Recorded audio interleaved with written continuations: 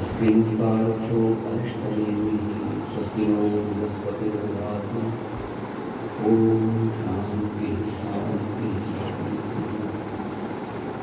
नारायणं नमस्कृत्य नरं चैव नरोत्तमं देवीं सरस्वतीं व्यासं ततो जयमुदीरये।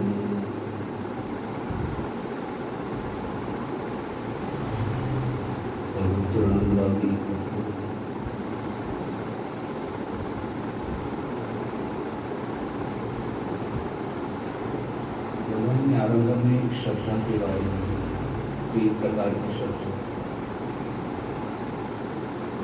तो श्रद्धा से कोई भी आप कार्य करते हो उसमें सफलता मिलती है।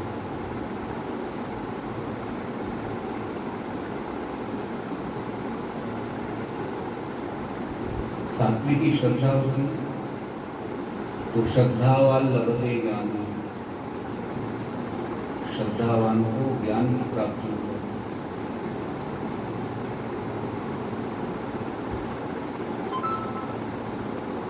नौवें अध्याय में भगवान ने कहा भाई पत्र पुष्प जो भी मुझे चढ़ाते हो आप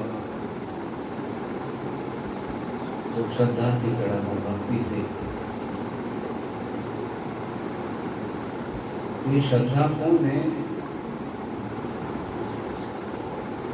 श्रद्धा धर्मसुता देवी, धर्म की पुत्री है श्रद्धा।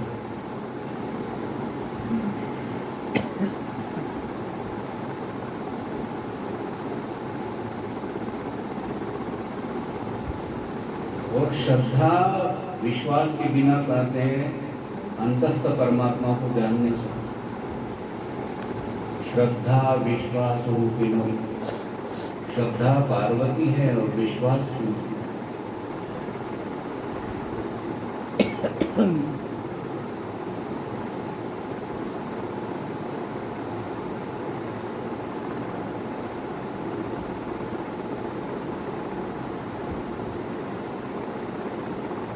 सात्विक आहार ग्रहण करने से हमारा मन शुद्ध हो जाता है।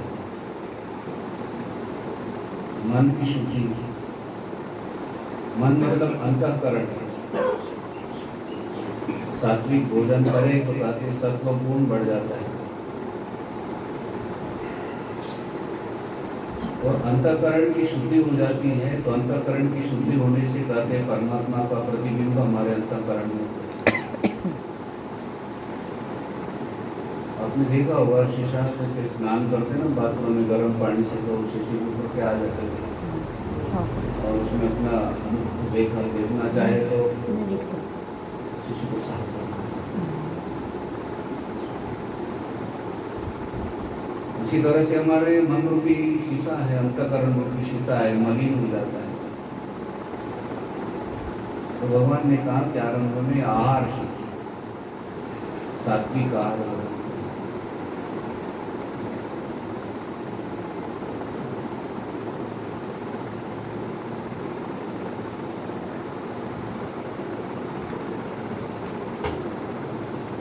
सात्विक तप बताए, सात्विक यज्ञ बताए। सात्विक यज्ञ करते हुए ये सात्विक यज्ञ क्या करता है? भी अंतःकरण की शुद्धि।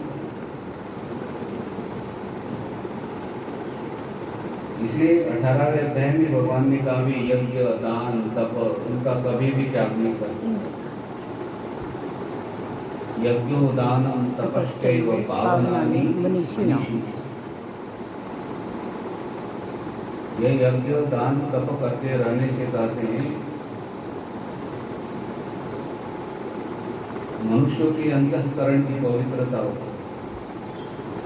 मतलब जैसे हम यज्ञ दान तप करते तो कहते हमारे से अनजान में दान कर जो पाप कर्म हो जाते वो पाप कर्म के साथ साथ क्या हो जाती है? निवृत्ति हो जाती है।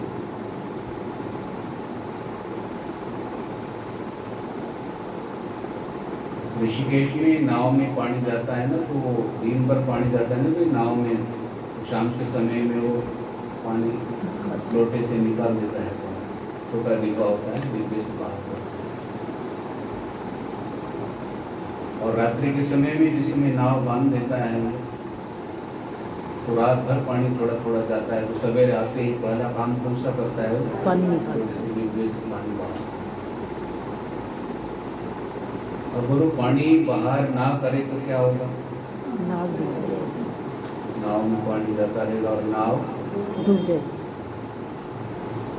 लेकिन उस नाव को तो निकाल सकते हो। कहते मनुष्य शरीर की जो नाव है, इसमें कानों के द्वारा, आँख के द्वारा, ये भोजन दूषित करने से सारे संस्कार कहते अंदर प्रवेश करते हैं और धीरे धीरे धीरे धीरे ये अंतःकरण रूपी पात्र कहते पाप कर्म रूपी जल से भर जाए, तो ये नाव क्या हो जाती है? वो नाव तो गंगा जी और समुद्र में डूब गई कहते, लेकिन ये नाव कहते 84 लाख समुद्र में, जिसे भगवान ने कहा मृत्यु संसार सागर। मृत्यु संसार सागर का है। सागर क्यों कहा मृत्यु संसार सागर? कहते जल की आप गिनती कर सकते हो, लेकिन एक करोड़ों जन्म कहते जब से पृथ्वी है तब से कहते प्राणी भटक रहे थे।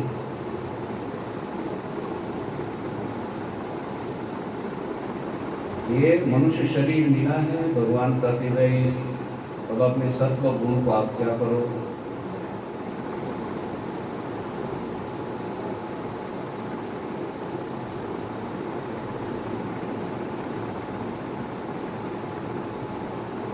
कल आप शरीर संबंधी तप का ग्रहण कर रहे थे। शरीर संबंधी जो तप है वो तप के बारे में श्रवण कर रहे थे।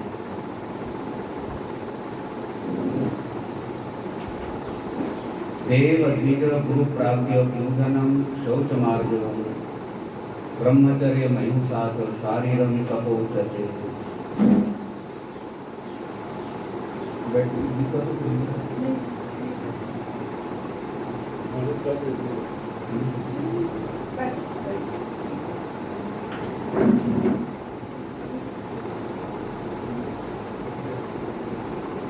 विचार कहाँ पर चल रहा है? देवता, ब्राह्मण, गुरु, ज्ञानी, इन सबका प्रति पूजन करना। पूजन का अर्थ है उनकी आज्ञा का पालन करना। पूजन के अलग अलग प्रकार हैं। भगवान के लिए मानकर जो भी कर्म करते वो पूजन है।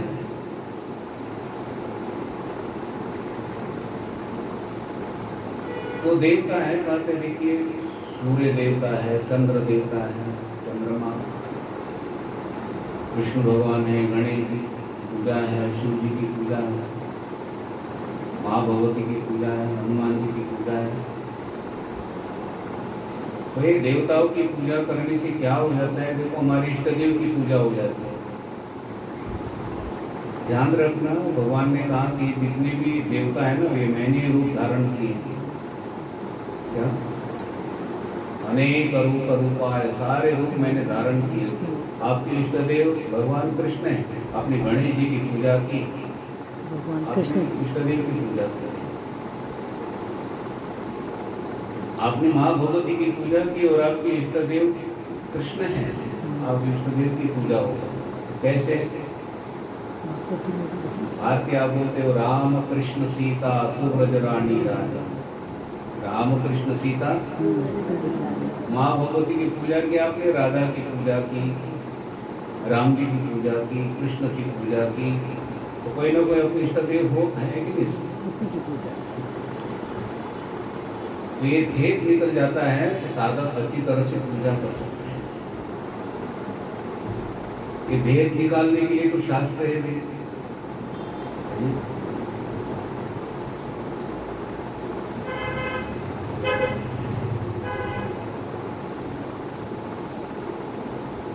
विष्णु भगवान बड़े हैं कि शिव जी भगवान बड़े हैं? सभी एक ही हैं।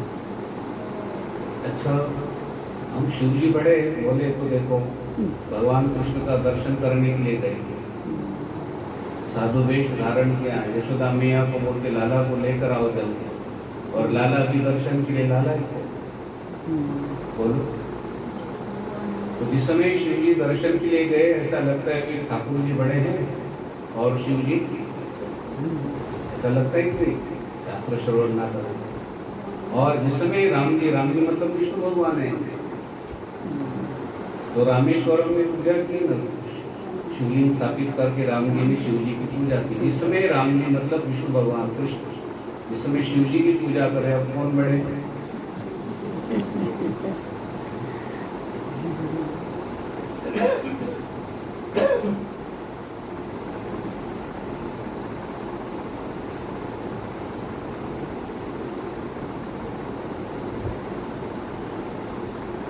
भगवान एक है, कभी वो शिव रूप में है, कभी कृष्ण रूप में है, जैसे जैसे उपाधि धारण कर लेते हैं ना उस अनुसार लगते हैं। आप एक हैं, लेकिन कोई आप मामा के रूप में दिखाई पड़ता है, पिताजी के रूप में, अलग अलग अलग भाव है ना भी सबके। माँ तो एक ही है, किसी की बहन सिस्टर है, बहन है, किसी की चाची लगते, किसी की नानी लगते, किसी की मामी लगते, कितने कितने नाम है हमारे नाम कितने? तो एक ही वो भगवान है, भगवान के नाम तो हमें अलग अलग रूप धारण। भगवान एक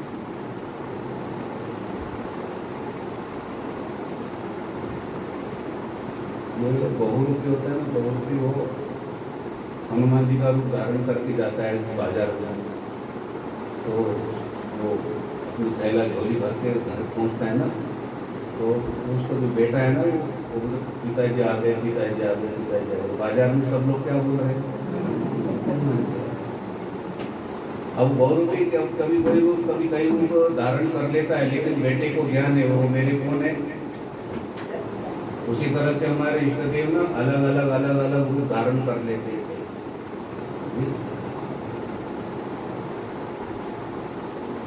ये तो भक्तों में हो गया था, तो शिव जी बड़े, विष्णु के भक्त बोल रहे थे विष्णु भगवान बड़े हैं, शिव जी के भक्त बोल रहे थे शिव जी बड़े हैं। तो भगवान शिव जी ने क्या कर लिया? भक्तों के सामने रूप धारण कर लिया।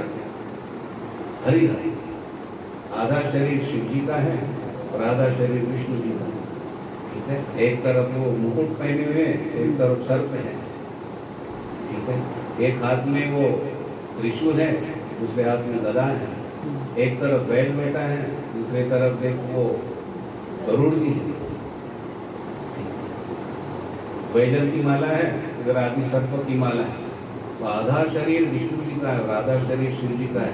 तो भक्तों को लगाओ हमारे इष्ट देव ने तो ये रूप धारण कर लिया, बोलो उनका निवृत्त हो गई कि नहीं? और अभी भी देखो ये जो जल रही है ना, वो भगवान विष्णु की पीठ स्कंद पुराण में बताया, और जो शिव जी शिवलिंग है वो शिव जी है। जिस समय आप शिव जी को जल चढ़ाते हो तो वो जल बाद में कहाँ पर आता है? वो विष्णु कोई जी का साधक अड़ जाए मुझे ना शिव जी को ही जल चढ़ाना है, विष्णु भगवान की ही पूजा करनी है, जिलेबी जो है होगा? न चाहते हुए भी विष्णु भगवान की पूजा हो जाती है। वो बिल्वपत्र आप चढ़ाते हो तो थोड़ी देर के बाद में शिव जी से हिला देते हैं, बिल्वपत्र कहाँ गिरते हैं? विष्णु जी पे। बोले मेरे साथ साथ आपके इष्ट देव की भी पूजा, जल चढ़ाओ, दूध चढ़ाओ। देखो भगवान विष्णु की पीठ बताए, और पीठ के ऊपर जल जल चढ़ा जाए, चला जाए, भगवान विष्णु की पूजा हो गई कि नहीं?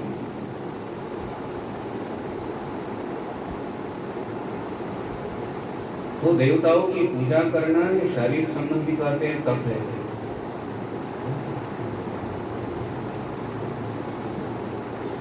देवता, ब्राह्मण, गुरु, ज्ञानी, सबका पूजन करें। गुरु के अंदर में कल आप श्रवण कर रहे थे, मातृदेवो भव, पितृदेवो भव, आचार्य देवो भव, अतिथि देवो भव। और जो बुजुर्ग लोग है सब कहते हैं कौन है भी गुरु तुल्य है।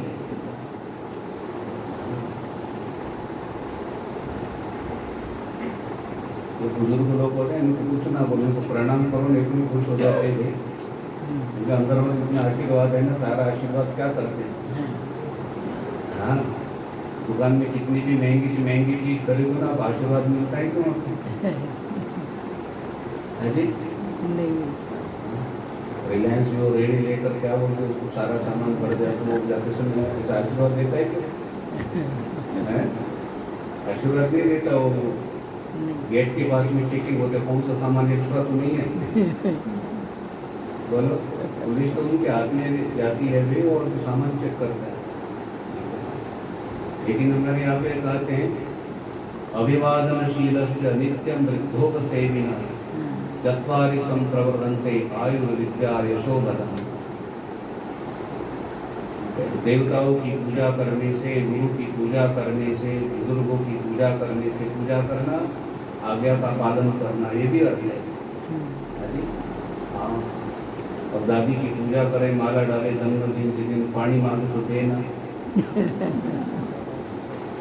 आज्ञा का भी पालन करना पड़ता है। हाँ।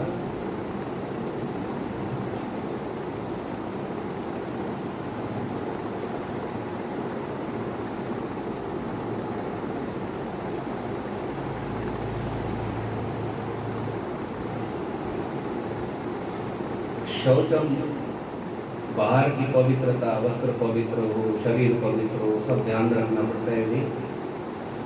और अंतर की भी पवित्रता कहते हैं, अंतर की पवित्रता के लिए कहते हैं, आंतरिक पवित्रता के लिए जैसे सत्संग श्रवण करते हैं, भगवान की पूजा है, ये जो यज्ञ दान तप कर्म होता है, तीर्थ यात्राएं बताई, शरीर स्वस्थ है, तीर्थ यात्राएं करनी।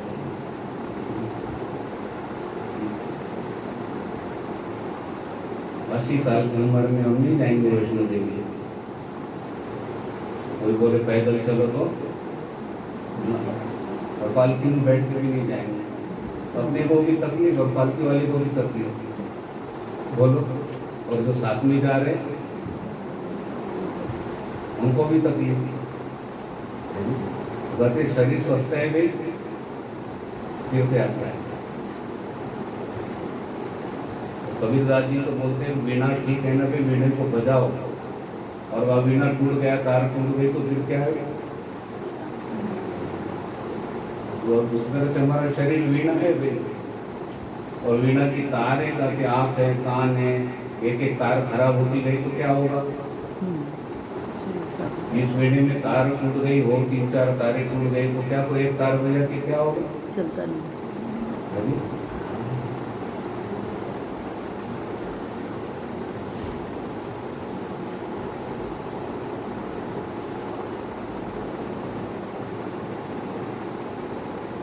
बद्रीनाथ के दर्शन के लिए पुरानी कार लेकर जाना अच्छा है कि नई गाड़ी लेकर जाना है?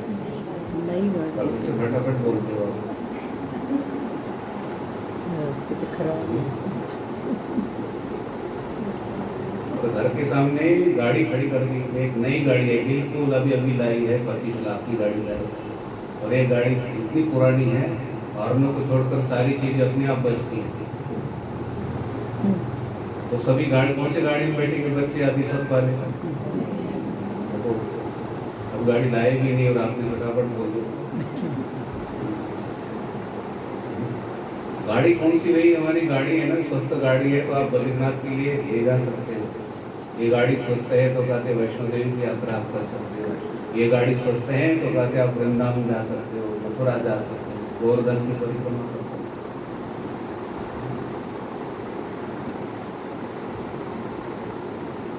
आर्जवम का अर्थ है भी सरलता। और भाष्यकार ने कहा कि भाई शरीर के अंदर में शरीर संबंधित है ना, शरीर में अकड़ जैसी बोलते हैं ना, वो ना हो, गंभीरता बहुत ज्यादा गंभीरता भी ना हो। तो कैसे दिया जाएंगे आर्जवम मतलब सरल?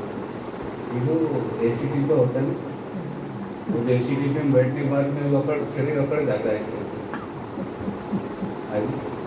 थोड़ा देखना, कभी प्लेटफॉर्म पर खड़े रहते हैं, दिल्ली जा रहे हैं शताब्दी, उसमें से खिड़की से ना जो प्लेटफॉर्म पर खड़े होते उनकी तरफ देखते ऐसे राइट में, क्योंकि हम एसी में बैठे तुम खड़े होते, शरीर में क्या आया ध्यान से देखना, निरीक्षण करना।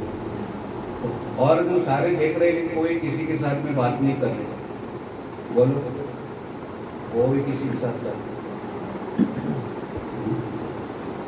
400-450 रुपये टिकट है, 400-700 रुपये। मुझे पता नहीं, मेरा टिकट में उसने बना दिया। ये राजन जी भी साथ में, और वो किसी के इधर आ गए, मेरे और किसी के साथ में, वो बड़ा अच्छा खाने पीने की चीज़ें मिलती है। लेकिन कोई किसी के साथ बात नहीं कर रहे, कोई किसी के साथ। उसका टीटी भी अलग होता है, तो टीटी भी वो भी बहुत गंभीर होता है, ऐसे ऐसे करके हाथ हिलाते हुए। और वो ठीक, एक टीटी हो रहा है जनरल का, वो जो वो अलग होता है। इसमें टीटी जो होता है ना एसी में, वो भी उसके कपड़े और उसका बोलने का देखो, ठीक है।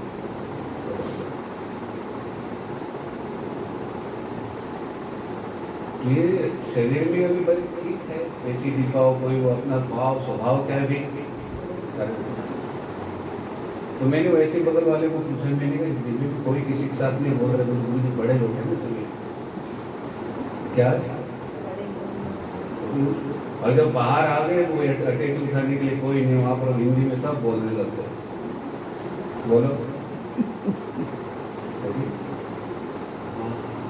प्रभाव पड़ता है, अपना दोष नहीं है, वो जो जगह है ना उस जगह का प्रभाव पड़ता है। जिस जगह पर आप बैठोगे उस जगह का प्रभाव पड़ता है, संस्कार होते हैं वहाँ पे। एरोप्लेन में बैठने के बाद सब गंभीर सरल होते कि नहीं, इस समय वहाँ प्रवेश करने के बाद क्या होते हैं, वहाँ का प्रभाव पड़ता है।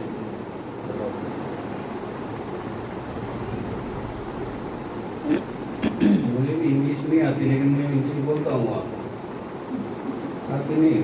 बोले गुरु जी कहाँ जा रहे हो? मैं हैंड वॉश करके आता हूँ, बाद में थोड़ा सा ब्रेकफास्ट लूँगा। तो बोल देते थोड़ा थोड़ा। गुरु जी को भी इंग्लिश आती, काहे की इंग्लिश आती है। लेकिन वहाँ वो जैसे वैसे वो जैसा देश वैसा कहेगी, देश बनाना पड़ता है।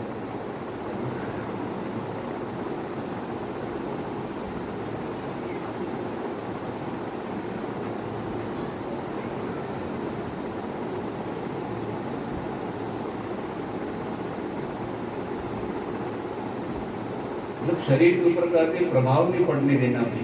ठीक है बेटे, ठीक है भाई, 4 घंटे की यात्रा है, ठीक है। इससे क्या हो जाता है भाई, गंभीरता आने से ना वो भगवान से दूर हो जाता है साधक, और उसे जब पाठ हो नहीं पाता है। तो 4 घंटे तक लगता है बड़ा हूँ, तो बाद में क्या हो गया अभी, वो पाठ की वजह से भगवान से दूर हो जाता है। कोई भी ये चीज प्रवेश करती है ना तो साधना में बाधा पड़ती है, इसलिए भगवान ने कहा भी सरल, ठीक है।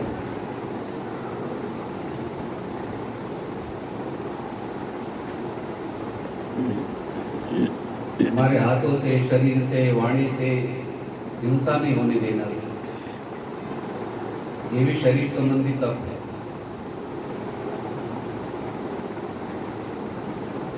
अब देखो भगवान बोल रहे हैं वाणी संबंधी तप, अनुद्वेग करम वाक्यम सत्यम प्रेतम चय स्वाध्याय व्यसनम चैव वाङ्मयम तपोच्यते। क्या ज्ञान दिया है यहाँ पर, दिव्य ज्ञान। भगवान का दिव्य किसी के साथ बात करते हो, व्यवहारिक देखो ज्ञान दिया यहाँ पर, तो कैसा वाक्य बोलना चाहिए। उस वाक्य में कहते हैं 4 चीजें चाहिए नहीं, उद्वेग करने वाला वचन, ठीक है। और जिस समय वाक्य बोलते ही कहते हैं उस समय उद्वेग ना हो किसी को, फिर वाक्य कैसा हो, कहते हैं सत्य हो।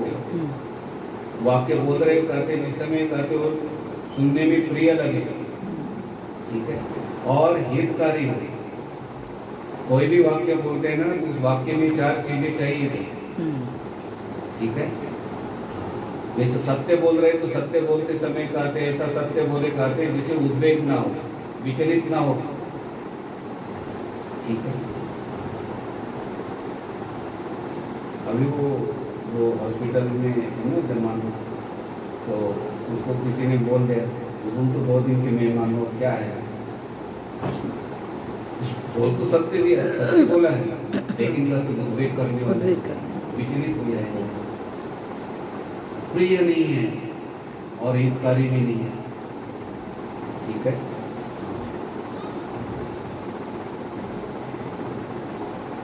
इतनी भी बीमारी डॉक्टर को क्या बोलते पता है आपको, अरे कल छुट्टी मिल जाएगी आपको,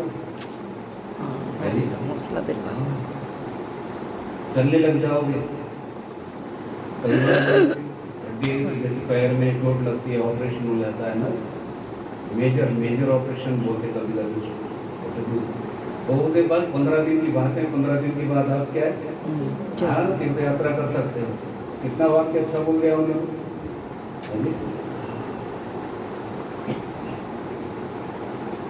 एक डॉक्टर वैद्य कभी भी मरने की बात नहीं करते थे, तो उद्वेग करने वाला वाक्य हो जाता है, ठीक है।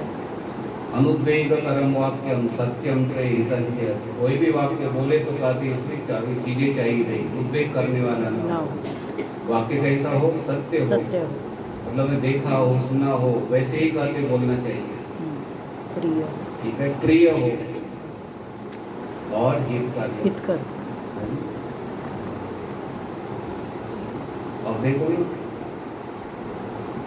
उद्वेग करने वाला भी नहीं है वाक्य,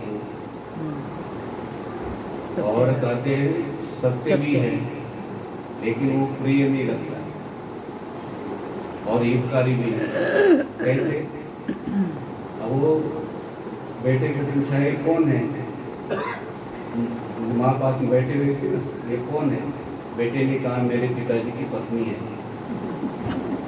वाक्य बिल्कुल ठीक है भी, सत्य बोल रहे हो, लेकिन प्रिय नहीं है, प्रिय नहीं, वाक्य बोल रहा है लेकिन उसमें प्रिय नहीं, सत्य बोल रहा है और उद्वेग करने वाला होगा और हितकारी भी नहीं।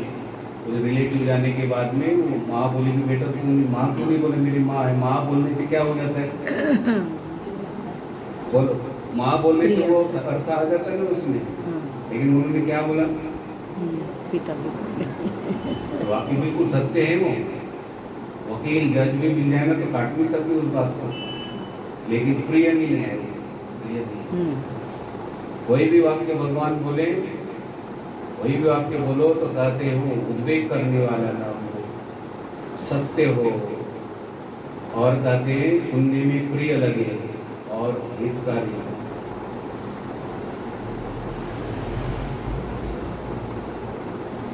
कोई वाक्य बोलते हैं तो उसमें कहते हैं किसी की निंदा ना हो, चुगली ना हो, ताने वाली बातें ना हो, ठीक है, किसी का अपमान करने वाली बातें हो, वचन ना हो, ऐसा ध्यान रखना करते। और ऐसा ध्यान रखेंगे तो कहते हैं आपको वाणी का क्या हुआ भाई, तब ये वाणी सुनिए।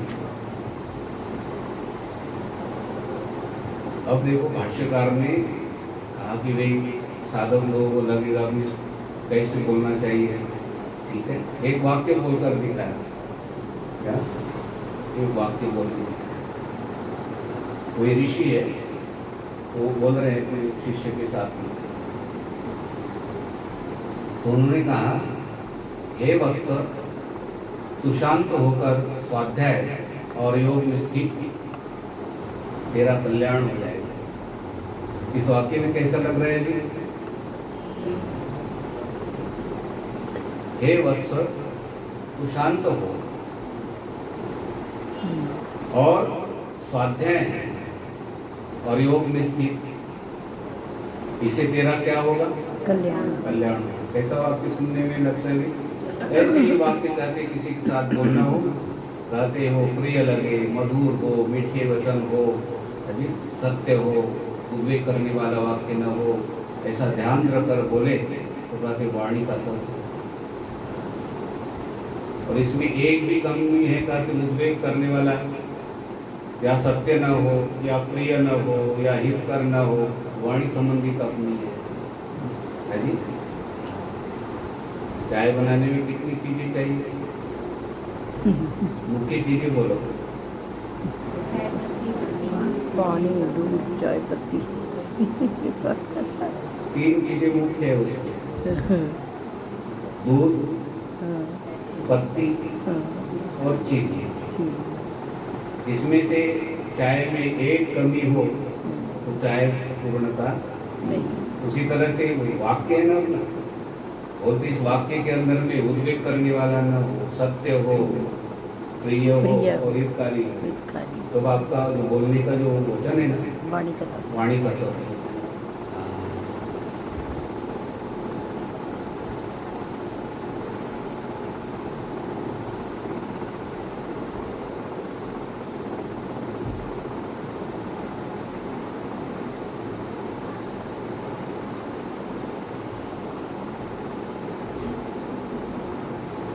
वो मधुर वाणी बोले ना, ये मनुस्मृति के अंदर में कहा कि मधुर वाणी बोलते ना, तो मनुष्य तो कहते हैं प्रसन्न हो जाते हैं, लेकिन कहते प्राणी भी प्रसन्न हो जाते हैं। ये प्राणी है ना, ये प्राणी भी प्रसन्न हो जाते हैं।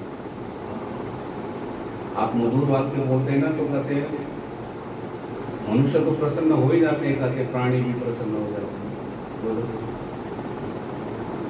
ये कौवा और कोयल दिखने में दोनों एक जैसे, और जिस समय कोयल बोलती है मीठी किसी को कुछ देती है नहीं। अमरूद के पेड़ के ऊपर आकर वो बोल रही है, आंवले के पेड़ के ऊपर आकर बैठकर बोल रही है, कोई भी पत्थर मारता है क्या? नहीं मार। मुझे को लगता मोबाइल वो शुरू करके वो आवाज़ सेव कर देता बोलो। और कौवा बोलता है कहाँ कौवे को पत्थर मारते हैं और कोयल को, और उसने क्या दिया, कोई पैसे दे दिया कि कुछ नहीं दिया, बड़ी मीठी।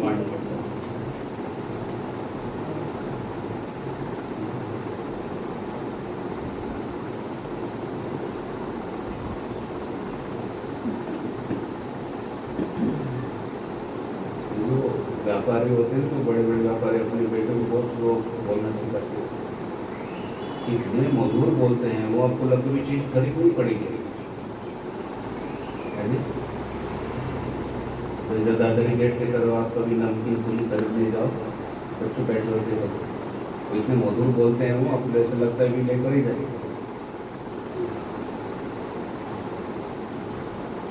मधुर वाणी है भाई, सबको अच्छी लगती है नहीं। पटवाणी ना घाव करते हैं, ठीक है?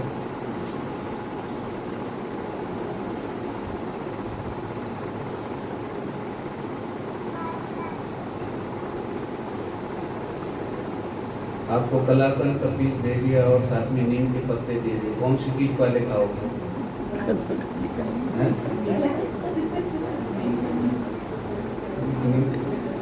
कलाकंद खाएंगे तो बच्चों को भी सबको जो भी मिला नहीं,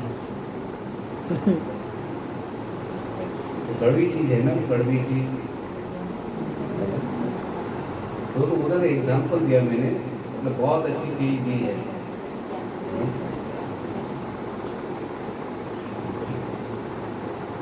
उदाहरण एग्जाम्पल देखो आप थोड़ा सा, आपको ना कोई आए तो गिफ्ट दे दिया, उन्होंने कहा कि अम्बाला में ऐसी गिफ्ट दी है, ये सारे यहाँ से लेकर के गुजरात तक की जो चीज़ नहीं है, गुजरात तक नहीं मिली, वो चीज़ मैंने गिफ्ट में दी। बड़ी सुंदर पैकिंग है। आप वो जाने लग गए तो आप कितनी देर रुकोगे? 2 दिन रुकोगे? तो छोटे बेटे बोले बेटा खिड़की से देख गाड़ी आगे गई, खोल के देखो। बोलो, रुकने की इच्छा होगी। उन्होंने ऐसा वर्णन किया भाई, तो 2-3 दिन अलमारी में पड़े गए, ऐसा होगा क्या? नहीं बोले खोल बेटा, तो खोल नहीं करते तो कैसी है होगा कि नहीं? इसलिए कहा कि मधुर वाणी मधुर वाक्य करते हैं, सबको प्रिय होता है, प्राणी हो मनुष्य हो कोई भी। और वृक्ष लताओं के ऊपर भी कहते हैं, प्रकृति के ऊपर भी प्रभाव पड़ता है।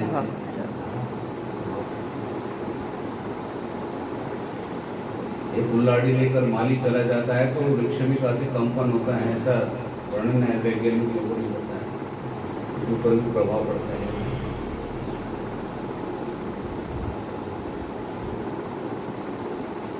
आप भोजन बनाते हो, भगवान का नाम लेकर 15 अध्याय का पाठ करते हुए, वो जो आपकी संस्कार है ना, वो रोटी के अंदर में आपने प्रभाव पड़ता है, वस्तुओं पर भी प्रभाव पड़ता है।